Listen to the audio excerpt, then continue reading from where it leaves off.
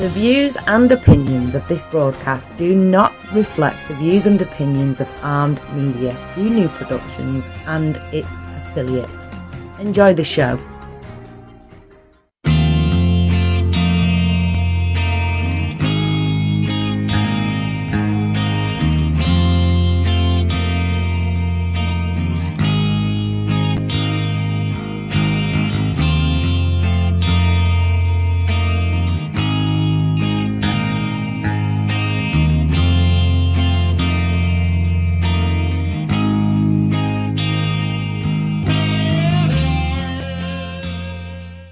Hey guys, thanks for tuning in. It's Tuesday night here on Armed Radio. That means you're listening to 2AT Second Amendment. I am Daniel Sanders, and joining me as always is Rod Burks. Rod, how you doing this evening?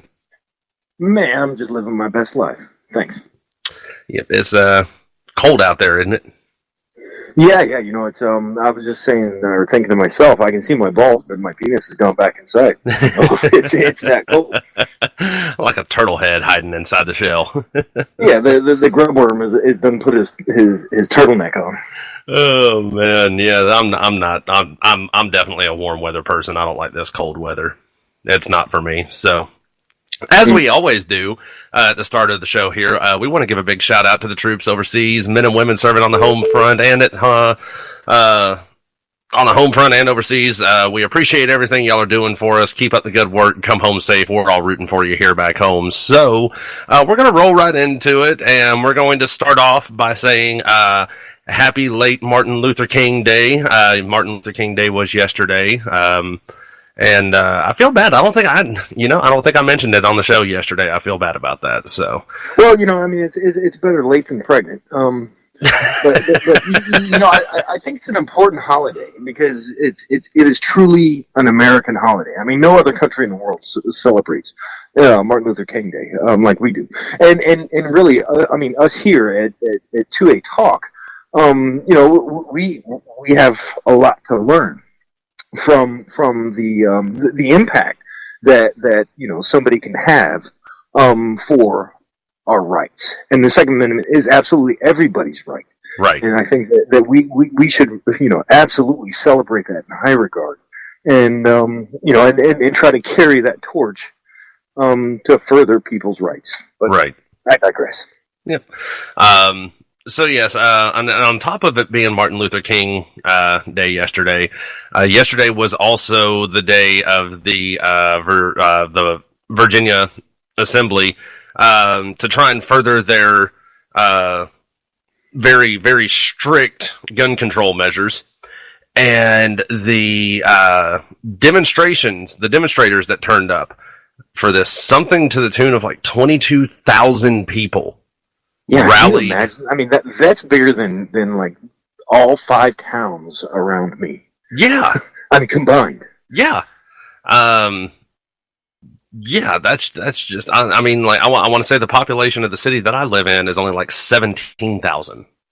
Yeah, that's amazing. You know, I mean, that says a lot about, you know, the cause that we're, you know, I keep preaching, the choir is listening. But you know, we're not alone. You're not alone. Yeah. But I mean, 22,000 people that turned up in Richmond, and you know, despite all of the, you know, despite Northam declaring a state of emergency for this, and despite all of the measures that he took, it did not stop people. You had 22,000, and I'm not going to say all 22,000 of them, so I'll throw a round number out there, and we'll say 20,000. 20,000 armed citizens of the United States came down to Richmond, Virginia for this assembly. And those are only probably, I mean, like, I've heard of protests where they hire people and bus them in. Yeah. You know, but something tells me that, you know, I didn't get an invite. You know, I'm in South Carolina. I'm like less than 8 hours away. I mean, I didn't get any notification saying, hey, you know, grab your rifle and let's go have a rally. Yeah. So that tells me that most of those people were probably locals, you know. No, well, you know, I was reading about one guy. He owns a gun store in Buffalo, New York. and he drove from Buffalo through New Jersey down to Virginia. Yep. Uh-oh. Hold on one second, guys. We just lost Rod on the phone, so we're going to try and get him back on the phone real quick. Let's see what happened here. And I swear it never fails. Always have technical difficulties of some kind. This is about the time that I would be playing the... Your call has been for... Uh-oh. All right, so I'm just going to continue on, and then hopefully we can try to get Rod back on the phone. But yeah, like I was saying, this gentleman had a Barrett 50 caliber sniper rifle from his store that he brought with him. Now, driving from New York through New Jersey to Virginia, it's my understanding... here we go. Hey, Rod, welcome back. Man, thanks for having me back on the show. I thought I'd said something that got me kicked off, and I was like, man, that's a pretty low bar. No, like I was saying, no, this guy drove from Buffalo, New York, through New Jersey, down to Virginia, carrying a Barrett 50 caliber sniper rifle. And it's my understanding, driving, especially through New York and New Jersey, transporting a firearm in your vehicle, even if you're licensed, first and foremost, just imagine being a cop stopping this guy and he's got a friggin' sniper rifle in the back seat of his vehicle. Yeah, and I guess it would depend on the type of law enforcement that performed the interaction. To one it could be a wet dream. On one sense, it'd be like, oh yeah, let me check it out. And on the other, it could be like, hey, this is my promotion. So I guess it could really depend. But of course, I'm sure they're going to enforce the laws of their locality. But man, that's a huge risk. And the best example that I could give to support that is when I PCS'd from Camp Lejeune to South Carolina as a going away present, we found a Connex box of spent AT-4 rocket launcher tubes.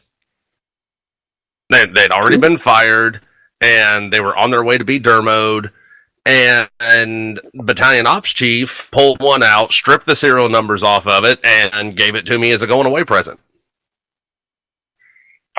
So... Man. I'm driving down the road on my way home. I've been on the road like 12 hours because I had a few stops to make along the way. And it's about 2 o'clock in the morning. I'm falling asleep at the wheel. And I get pulled over by a city cop in the city that I was in. So knowing that I had this thing behind the seat of my truck, I immediately stuck my hands out of the window. Sir, why do you have your hands out the window? Now... Again, it's 2 o'clock in the morning. I'm tired as shit. I'm not realizing what I'm saying. Apparently, I told him I had a rocket launcher behind the seat of my truck.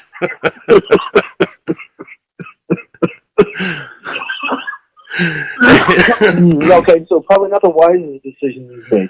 No. You probably shouldn't be driving. No. So, he gets me out of my truck, tells me to go around to the front and put my hands on the hood, and he pulls this thing out, and he's looking at it, and he says, has this thing been fired already?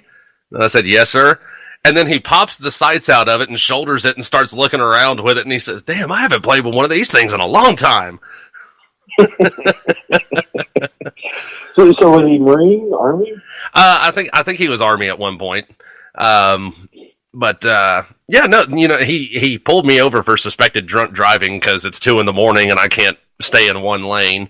And, and then, I tell him I got a rocket launcher behind the seat of my truck. Well, there goes drunk driving. I think we got something else on our hands now. But, guy drove, like I said, from New York to Virginia with a Barrett 50 caliber sniper rifle. And from what I saw in the pictures, it was the high dollar one. It was the semi-automatic Barrett. It wasn't the bolt action. I just, I've held a Barrett in my hands, and I don't know how long this rally was, how long they were there. I wouldn't want to carry that thing all day. Right, and that's why it's very much a in for all intents and purposes, it's a defensive weapon, not necessarily something you would want to carry on a mission. Yeah. I mean, like not me anyway. I'm sure that there are young studs that could carry doing a McCree or something, but yeah, no, I would much rather have something like a 308, AR-10. Yeah, it's 5 less ARs than an AR-15, so it's much safer. Oh man, I've never heard it put that way before, but I'm going to start using that now. Please do. I stole it from somebody, so yeah, steal away. But yeah, despite all of the rallies, and we need to point out this was not a violent protest. Nobody was arrested. There was no shots fired. No pun intended. It was a peaceful demonstration, and they even cleaned up after themselves. Like you had guys walking around with trash bags, cleaning up the area, probably picking up trash that wasn't even theirs. Mm-hmm. And despite all of that, I have this article pulled up here. Virginia Senate has advanced legislation that would allow authorities to take guns away from people deemed dangerous to themselves or others. Despite everything that these peaceful demonstrators did yesterday, they still pushed through red flag laws. Well, I get it, man. I mean, because momentum is a hell of a thing to try to overcome. But I'm glad that those 20,000 plus people did it right. Yes, because they didn't make an ass of themselves. They didn't embarrass themselves. They didn't embarrass people who are supporters of the cause. And I think that that's the right way to go about it. That's how you affect change. Because people are paying attention. I mean, we're not even in that state, and here we're talking about it, at great length. So anybody who's maybe has an eye on a career in the future in politics, they're paying attention to what's going on right now. Just like we were talking about Martin Luther King. He didn't get necessarily to receive all of the results from his actions. So I applaud all of the people who took the time, took the risk, and did the right thing, in participating in this rally. Yeah, and talk like you just mentioned. Even though this is a localized thing in Virginia, everybody is looking at it. And as bad as I hate to say it, I think some of the wrong people are looking at it too, and they're looking at it from, almost kind of like a blinded perspective. And what I'm talking about is Alexandria Ocasio-Cortez. Yesterday, while this rally was going on, she was doing an interview with some guy whose name I'm not even going to attempt to pronounce. But she's done a few interviews with this guy. Matter of fact, on one of my other shows on Two Beards Talking, she was doing an interview with this guy where she compared climate change to World War II.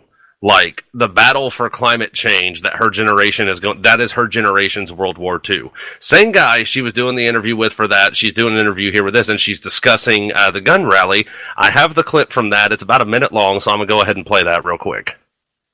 Another thing that I've been really thinking and sitting with today is that there's this gun rights protest that's happening down in Richmond. Right. And on MLK Day. On MLK Day. But here's the image that has struck with me the most about that, is that when we go out and march for for the dignity and the recognition of the lives of people like Freddie Gray and Eric Garner. The whole place is surrounded by police in riot gear without a gun in sight. And here are all of these people flying Confederate flags with semi-automatic weapons. And there's almost no police officers at that protest. So who or what are our institutions protecting from who? Right. And that image conveys it all. Conveys it all. So she is she is, to me, she's comparing apples to oranges. And what I mean by that, she's talking about Eric Gardner and Freddie King and the protests and rallies that occurred when the officers were found not guilty of any wrongdoing in their deaths. They went out and rioted, basically. They went out and broke storefront windows, they flipped cars, they started fires, all of these other things. And then you have this planned demonstration at the Virginia Capitol where demonstrators, again, this was planned. They said, we are showing up, and we are showing up armed. We're not going to cause any issues, but we are showing up to protest what's going on here. And a peaceful protest. And that's, I think, the key difference is that one, they came in peace, and they upheld their word, Whereas, in Baltimore, 2015, you had Ferguson, Missouri. You had, so it wasn't like, there was a history of people supporting the Second Amendment, showing up and then opening fire on a crowd of innocent people, or burning businesses down, or injuring law enforcement, or lighting cars on fire. So yeah, I mean, had that happened at this rally, every rally in the future, or every demonstration, or every protest, would have been met with like response from law enforcement, National Guard, or whomever. Right. So yeah, I mean, okay, I see. She does make a good point that there is a difference, but that's because they are different groups. One group is civilized and is values, what it is that we're asking for. The other group is emotional, right? And very unpredictable. Yeah. And I can already hear it now. I'm sure there's listeners out there that are oh God, how can I put this in a politically correct way? Don't PC it, please don't. Not on this show. No, I'm sure there's probably listeners out there going, oh, well, they're saying that Black Lives Matter is a volatile, violent, unpredictable group, and these white people that were demonstrating in Virginia, they're calm and collected, and that's the comparison that he's making. No, it's not that. It's because, I mean, there were just as, from all the pictures that I saw, there were just as many black people marching in Virginia for this rally as there were white people. So yeah, it's interesting that you bring up the race, because I see this as something that is a civil right for all citizens. It doesn't matter what color. The fact that even if they were all Latino, if they were all Amerasian, if there were any, if they were all of Persian descent, doesn't matter. They're standing up for the Constitution, right? And I think that's what's important. But whenever you have groups that are saying that, hey, this one group is more special, then I don't think any gun owner would say that their life matters more than somebody who doesn't own a gun. Right. The person who doesn't own a gun that's their choice. Absolutely. Right. I don't think saying that, hey, gun owners' lives matter more, or gun owners' lives matter. I mean, that just doesn't make sense. Just like the term Black Lives Matter. Doesn't all lives matter? Is the point. But you know, I mean, I don't think you can play the race card and be, you know, from a moral high ground, because, you know, if anything, the Second Amendment gives everybody equal footing. It doesn't matter if you're government. It doesn't matter if you're man. It doesn't matter if you're octogenarian. It doesn't matter if you're, you know, maybe physically, you know, not as strong. You know, I mean, yeah, I give this example in my classes. You know, if you're a 71-year-old woman who weighs about 90 pounds and you're maybe 5 foot tall, a firearm levels the playing field against that yoked up 25-year-old, you know, former collegiate linebacker, who may try to wish to do you harm. And even if they have a gun, well, okay, well, now at least the odds are equal on both sides. Remove the firearm from both of them, or just give it to one. That's where the advantage is. It's going to be with the one that has the strength, the speed, or the firearm. Right. Right? Yeah, absolutely. Now, I'm not even going to get into her talking about the Confederate flag, because I think that's just a stupid thing for her to bring up, because what does it really have to do with it? Well, she's race baiting because it's an emotional topic, right? And you know, I mean, that is very much a left tactic, is to try to pull on people's heartstrings. You know, I mean, I see a Confederate flag and I see it's just a flag. You know, I see an ISIS flag, it's just a flag. You know, I mean, it doesn't hurt me. You know? Right. I see the American flag, and I take pride in that, because I know that is what will cover my coffin money. That will be, you know, I've handed that to the spouse, to the child, you know, to the brother or sister of a fallen brother and sister. You know what I mean? So that means something to me, but I don't necessarily take that as, hey, that has to mean something to you. Right. You know, if you want to burn the American flag, yeah, you know, in my mind, I think you're garbage. But you know what? When I wear this country's cloth, that is to defend all of your rights, not just the rights I agree with. So, you know, if burning the flag is your First Amendment right, do it. I think you're garbage, but that's my personal opinion. But I will still defend your right to do it. See, I take the approach of, yes, it is. You reserve the First Amendment right to burn the flag, and I reserve the right to break your nose when nobody's looking. I mean, yeah, you have a right to do it. Just remember, that's very much a personal decision, but it is still right. Just because you have rights doesn't mean that there are consequences attached, right? Exactly. So if you're a gun owner, then you have responsibilities. There are consequences of owning a gun. Yes. You know, you have to protect that gun from unauthorized users. You know, you don't leave your gun sitting out so that a 3-year-old can, you know, because they're going to be curious, they're going to find it. And you know, if you're that gun owner, please donate your guns to me, because you probably need more education or to be more responsible. But I defend your right to own them. But if you're stupid about it, man, I really don't want you to have one. That's my opinion. Right.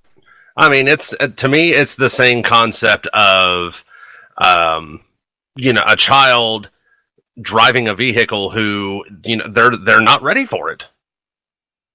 And I look at the parents as, you know, okay, so they mom and dad, they go out and they buy this $60,000 Mustang for Johnny for his 16th day. And wait, are Mustangs really that expensive nowadays? Yeah, some of them are, yeah. Holy crap! I'm sorry. Some of them are. But yeah, they buy this souped up Mustang for Johnny for his 16th birthday, and Johnny goes taking off down the street. The first red light he pulls up to, this Hellcat Challenger pulls up beside him. They take off racing, and Johnny loses control of the car and wraps it around a fucking telephone pole and kills himself. I mean, yeah, Johnny was driving, so technically Johnny is at fault, but I hold the parents responsible. And, I mean, yeah, it sucks you just lost your child, but, I mean,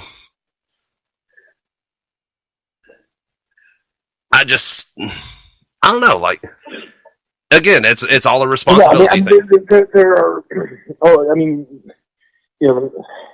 you can delegate authority, but not responsibility, right? Yes. So if Johnny is still a minor, he had the authority, but the responsibility is still within the parents. And that's the way our legal system and the rule of law works. Yeah. So and I guess we're going to kind of apply this to red flag laws. And I'm going to play the devil's advocate for a second, but if we allow anybody. Because nothing in the Constitution is absolute. Can we agree on that? Yes. Right, because the only thing the Constitution really ensures and guarantees is due process. Because it talks about you get life, liberty, and the pursuit of happiness. But you can be denied life. If you commit a felony and you receive the death sentence, you are now being deprived of your life by the very government that said life, liberty, and the pursuit of happiness. So for example, gun rights to supersede life would be an irrational argument. But so the red flag laws are basically saying that, hey, we have the authority to deprive somebody of their right if we feel that they're unfit. Now, the issue I take is, where is due process? Exactly. Does it come before? Does it come after? And if it comes after, it needs to be very structured. Yes. And that's the problem that I see with red flag laws, is there is no due process for an individual.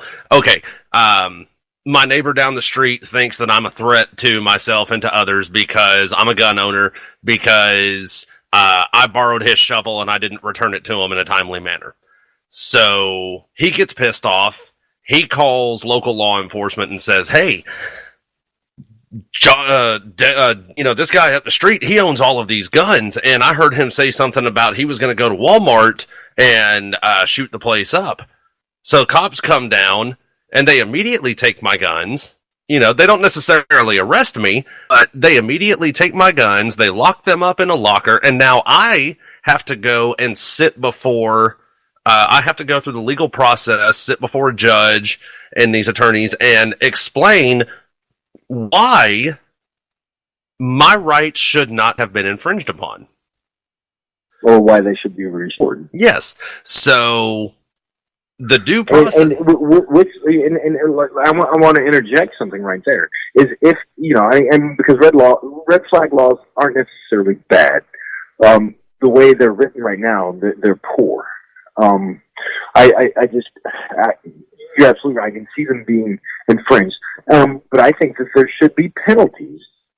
Like for example, we've heard of rape is a very serious crime.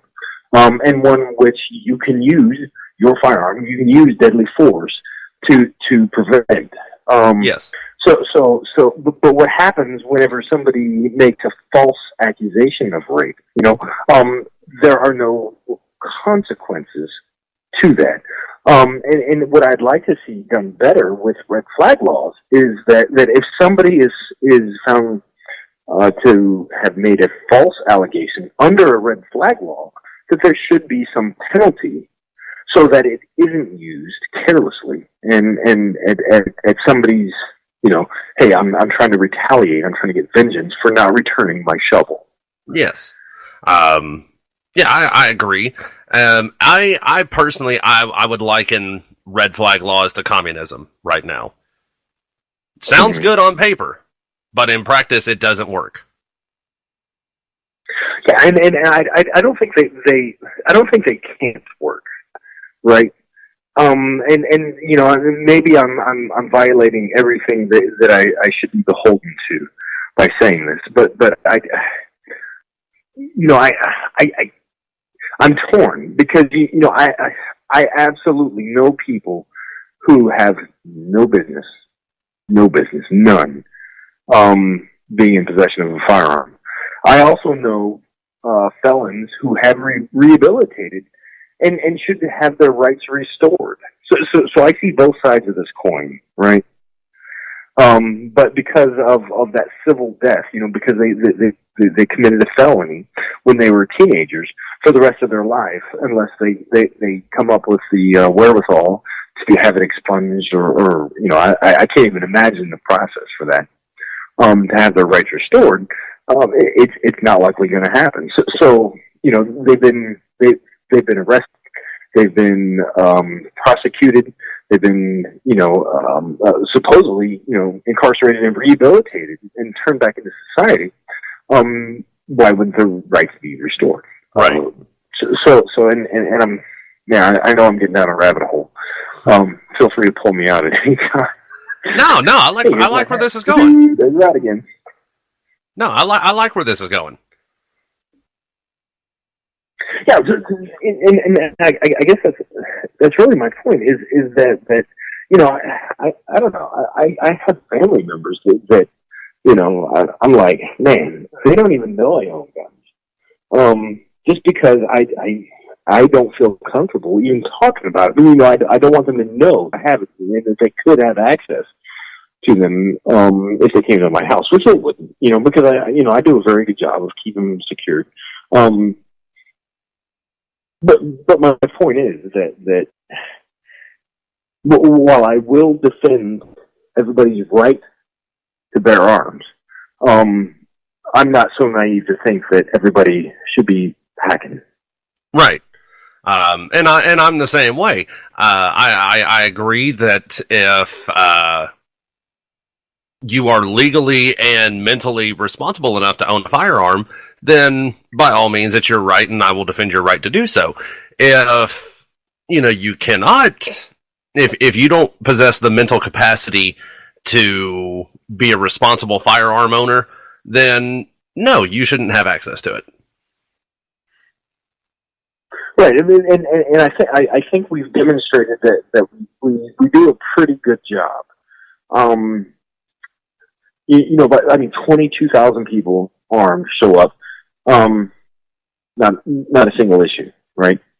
But there are people like the I can't remember his name, the guy in Las Vegas. The kid in Charleston that shot up the church. The school shooters. These are all examples, and I'm sure that in most of those cases, they were breaking the law anyway by having access to firearms that the law already says they shouldn't have. So that's why I think we have to be very careful whenever we're enacting new laws, new processes, and we have to make sure that these laws that we're enacting are targeting the right people. Yeah, and that it quickly restores the right of anybody who is not who is falsely accused. Right. So there needs to be something that proves that gives you, absolution if falsely accused, and that's the due process. And of course, only, I guess it can only come from a judge, a magistrate of some sort, and if they lean one way or the other, that could be the kiss of death. You know what I mean, for that person. And that's what I'm afraid of. That's why I'm not a fan of red flag law. Not because I think that the concept of them is bad. But I understand, I've navigated human terrain. and there are peaks and there are valleys. You just got to hope you find yourself on the right side of that terrain. Right. Now, did you like that little land nav? Allegory I threw in there. That was nice. It's plain to see. Well, I mean, I wasn't sure if you got it because you're enlisted and all. So. Well, I mean, like I said, I did get my second. I did get my land nav training from a second lieutenant. So. Sorry, we talked about the last show, so I had to jab. Oh man, but going back to what AOC said, no law enforcement presence at this rally. Bullshit. Bullshit. First and foremost, there is law enforcement presence there simply because of the fact that the Virginia Senate was in session and the Virginia Capitol Police was present. I mean, that just... Well, the sheriff of Culpeper County stated that AOC's comment wasn't worthy of a response. Well, so that tells me he gets it. That he realized that was a political stunt. That was bait, right? It was. She's throwing something out there, trying to get emotions peaked, so that she can further her. Hey, this hurts my feelings, so you shouldn't do that kind of agenda. I agree to an extent. I agree with what he's saying in the fact that this was nothing more than just a political stunt for her. But I do feel like it warrants a response because, it's one of those things where if you know something's wrong and you don't do something to correct it, then, you're part of the problem. So... Right, but I don't know if you've ever dealt with it like an impetulant child. Sometimes no response is the best response, right? No. Because yoking up a child and smacking them, back and forth, is frowned upon. And while it may make you feel better, it's probably not going to help your situation at all. Even if everything up to that point had been documented, video recorded, as soon as, because AOC has built a very successful following on the fact that she is a victim, right? On the fact that she's ignorant. Right-wing conservatives, they make fun of me. They're bullies, right? So it plays into her agenda that she's a victim and that's because she's a threat to the system, and so people are like, oh yeah, I emotionally connect with that, and they don't use logic. The logic switch goes off and their feelings come on, and you can't reason, you can't use logic with emotion. Right. Yeah. No. I just. Like we said before the show, they're bullying me, and they're conservatives, they're bullying me. Yeah, you know what?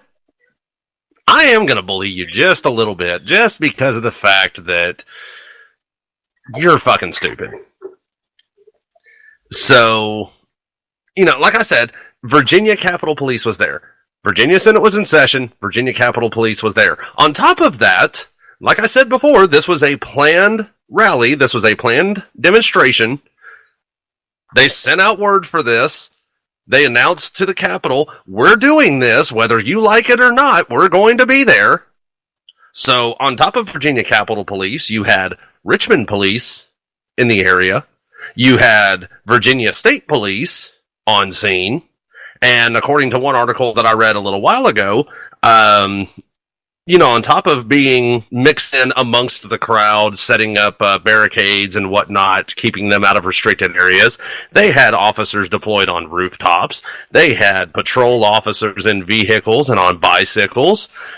There was police presence there.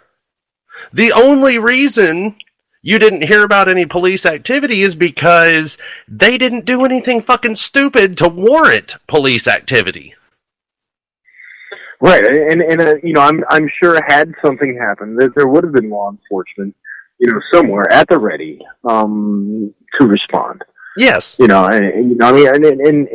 know if would it make sense for the for anybody to explain to AOC the difference between overt, covert, and clandestine. Because I imagine there were probably also law enforcement officers that were in plain clothes, in and among the crowd. They're yeah, and just to clarify, an article before that there were people on rooftops and. Yeah, just to clarify, now you mentioning plainclothes officers amongst the crowd and everything. Just to clarify, there were officers in uniform and plainclothes from these sanctuary counties there as part of the rally. And I'm sure, as you pointed out, there were also undercover officers in plainclothes mixed in amongst the crowd actually working. Mm-hmm. So, yeah. So and again, it kind of doesn't make sense to give a response, because she's not going to engage in a meaningful debate. She'll somehow spin it to, oh, look, they're picking on me again. Well, this is to the fire. This is the same woman. We're talking about the same woman who doesn't even know what the three branches of government are. I'm sure she knows by now. I would hope that somebody would have pulled her aside. Yes. Because she's kind of like a post turtle. Are you familiar with the story of the post turtle? No, I'm not. Oh, so anyway, a farmer's got his grandson with him, and they're driving by, and there's a turtle on a post, and the grandfather tells the grandson, "Oh, look, there's a post turtle," and the grandson's like, "Oh, okay, well, it doesn't make any sense." He's like, "You're right. A post turtle. There's two things that you know immediately. One, it doesn't belong there, and two, it didn't get there by itself, right? So that's a post turtle. She's a post turtle. Yeah. Does she belong there? Whatever. She was voting, so maybe she does. But yeah, she didn't get there by herself. So there are people who obviously support her line of thinking, and hey, we'll see. Maybe she gets reelected, maybe not. But I don't know that the playing a victim strategy can last too much longer. Right. So yeah, that was. I liked that. I haven't got to talk about AOC in a while.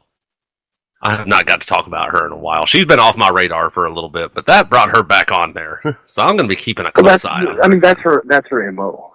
That's her modus operandi is to say something ridiculous and stupid, and then to her followers, she's like, oh well, she takes all the memes or whatever and says, look what they're, it's because I'm a threat to them. Look what they're afraid of me, so they're making fun of what I say. Discounting the fact that what she says doesn't make sense. Right. Now, I mentioned this to you before the show started, and we're gonna talk about this real quick. This was a tweet that Governor Northam sent out yesterday in response to the demonstrators at the Capitol. He says, "We are thankful that today passed without incident. The teams successfully de-escalated what could have been a volatile situation. I will continue to listen to the voice of Virginians and will do everything in my power to keep our Commonwealth safe." Now, I want to know, because like I said, I've been following this pretty closely. And I want to know, is he, like you said before the show, is he taking credit for the fact that nothing happened, or is he saying that an incident occurred during the rally that police were able to put a stop to before it turned into a situation? I don't know. I mean, there's no real context there to know exactly what he's talking about. Hey, Dana, I want you to know, I cooked dinner and my house didn't burn down, so I'm going to take credit for all the wiring in the house, for the fire suppression system. I got a fire extinguisher somewhere. I had it at the ready. You know what I mean? It's kind of like, taking credit for something you didn't know, but maybe there were some potential issues that weren't made public. Because I imagine there were probably some counter protesters there, maybe some instigators, people who were trying to, antagonize some kind of incident. I have read several reports that said Antifa was there, and they were not only were they there, they were also wearing red ball caps. Probably in an effort to covertly disguise themselves as Trump supporters, hoping to start something and then allow Trump supporters to be blamed for it. Yeah, and maybe he's taking credit for de-escalating things like that. So I don't want to I don't want to be a total naysayer. But when I first heard that, in my mind it was like, hey, yeah, great political move, dude. Take credit for everything going the way it was planned. But he wasn't the planner, so. I'm not even sure who was. I mean, I think this was a grassroots, a rally. And, like I said, I applaud, everybody who participated and kept it civil, whether it was just law enforcement, whether it was, agencies of the governor, or if it was just, people standing up for their rights. Yeah. I know me personally, I would have loved to have been there. Just because, for one, I love being around, fellow gun owners, responsible gun owners. I love, talking about gear and techniques and stuff. And, from the pictures I've seen, there were a lot of gear queers there. I mean, we're all gear queers at heart. It just depends on what your budget and your wife will allow. Yeah, right. Or husband. I mean, not to say all gear queers are male. No, but I'd say probably about 65 to 70%. No, like I saw pictures of guys walking around there wearing, they're wearing like IMTV plate carriers, and they're wearing like the real high speed tactical helmets, and I think I even saw one picture of a guy that had nods on his helmet. Like, really, dude? Man, those things are cool. I mean, if I had an opportunity to buy some, and I let it slide. But yeah, I'm a gear queer at heart. I'm not going to lie to you. But I don't know that I would necessarily wear it to a demonstration. But I mean, if the purpose was as a show of force to say, hey, come and take it, and yeah. I lean more. I used to be a real bad gear queer. Oh my God, I gotta have this new holster. I gotta have this high speed thigh rig holster. I gotta have this holster for my vest. All this stuff, and after a while, I've turned into more. I need more practical, not tactical. I mean, I think I've transitioned from cool to just a collector. Give me the guns, the accoutrements, while neat and cool. I've got enough stuff gathering dust. I'm sure if the shit hits the fan, I'll be like, damn, I wish I would have. And then hopefully somebody's, stocked up and got extra. And then I can respond and with, things that go boom. Yeah. But, we can pontificate all day long. Yeah, I mean, I've got now as far as my setup goes, I've got 2 plate carriers. I've got a Kevlar helmet that a friend of mine found laying on the side of the road, and fell off a truck. Yeah, actually, no, the Kevlar helmet I bought from a flea market down in Florida. One of the plate carriers I have, my friend found laying on the side of the road. Do you have the sappies for it? No, I do not have the sappies for it, but I do not have the government issued sappies for it, but I do have armor for it. Yes. I got a bunch of phone books still lying around. I think I could probably fashion my own phone book sappies. But I think that's the limit of my body armor. I don't know how that would work. I mean, I saw this video of a guy who let his girlfriend shoot him at point blank with a Desert Eagle 50 cal while he was holding a phone book, and that didn't work out too well for him. Really? Yeah, I would have tested it first. I mean, like if that story would have been with a 22, and it was one of the great big thick phone books from like a major city like metropolis kind of thing. Hong Kong. Yeah, I could see that. A bunch of copies of the Jetstream, which was a newspaper printed there at Marine Corps Air Station Beaufort. And I shot it with a 22, supersonic, subsonic, all this stuff, and I think I got about I think 7 to 12 inches of penetration through newspaper. Now they weren't back together like a full book, but the guy with the Desert Eagle and the girlfriend and all that. Yeah, I definitely would have done a test run without living flesh on the receiving end first. Yeah. Before saying, this phone book's going to protect me. Yeah. But I digress. Now that having been said, I do actually have a connection to a guy that knows a guy who talked to a guy, and he hooked me up with some quarter-inch AR-500. They got in an extra shipment of AR-500 steel, and I think he may have cooked the books on in order to get this. But he rolled them. He did a shooter's cut, and I think he sold me a set for like $20-$30. Front and back, no side sappies, just front and back.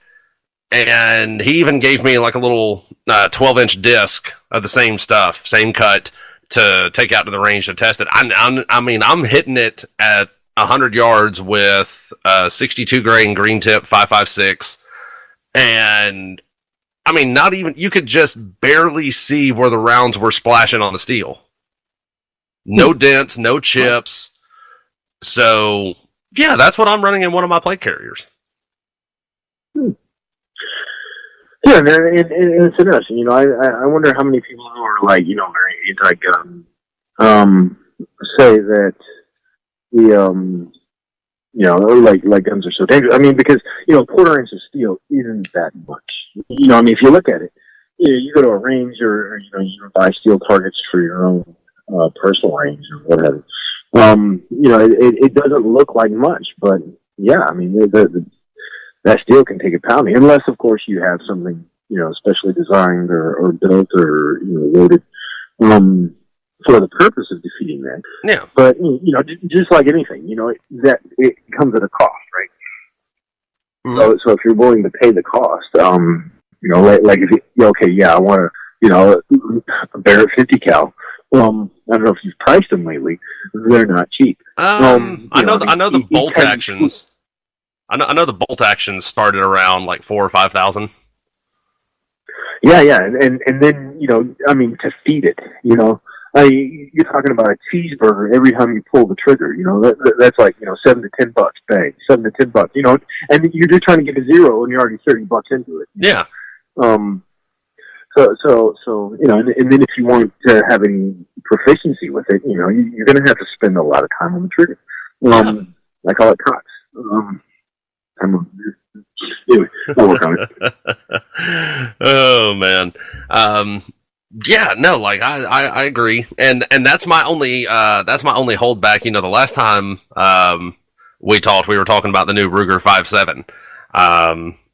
That's really my only hang up really about wanting to get one of those is not so much the cost of the gun, but the cost of keeping it fed. Mm-hmm. Yeah, I've looked into reloading, and I think only they've got some kind of special proprietary coating, and I don't know if American or Federal who has like bought the patent or maybe they reverse engineered it. But it's basically made that it includes reloaders. I do have a set of guides for 5.7. I have not yet gone through the whole process of figuring out load size and projectile size and all that. or even what size primer it takes. So I'm very, very, early in the stages of reloading pharmaceuticals. But my point is from what I've read, you can reload them once, but that coating, like, you can't clean it, right? So if you put your brass into a tumbler to clean the brass before reloading, you're going to remove whatever that proprietary coating is, whether it's Teflon or some kind of lube. And maybe the research is out there and somebody's like, hey, I think it's just regular, cake lube or something. I mean, I don't know. But if you remove that, every round, I mean, basically you've turned your gun into a bolt action. Every round is going to get stuck, and the casing is going to get stuck after it fires, and it won't extract. Well, we talked about that a few shows ago, and I told you, on when I was cleaning and polishing brass, I bought a brass tumbler, and I would put the brass in, I'd put the media in, and then I'd put like teaspoons worth of Brasso in there, and it on top of cleaning and polishing the brass, it also made it really, really slick. Mm-hmm. So yeah, but you got to be careful because too much, and the cases stretch or whatever. From my understanding, I've never had it happen, but I think there may be like some kind of sweet spot with the amount of friction that it's got to have and it can't have. Right. But yeah. Definitely worth. I'm going to try it, but I'd much rather you bring your Ruger 5.7 after you bought it here, and then I'll make the bullets and we'll test it in your gun. How about that? We'll do that. So we're running short on time, so we got to wrap it up. Don't forget to go follow us on Facebook, 2AT Second Amendment Talk, and also look up 2A Training, your company, Rod. Be sure to follow him on there. And again, big shout out to the troops, men and women deployed overseas and on the home front. We appreciate everything y'all do for us. Keep up good work. Come home safe. This has been 2AT right here on Armed Radio. I'm Daniel Sanders for Rod Burks. Thanks for listening, everybody.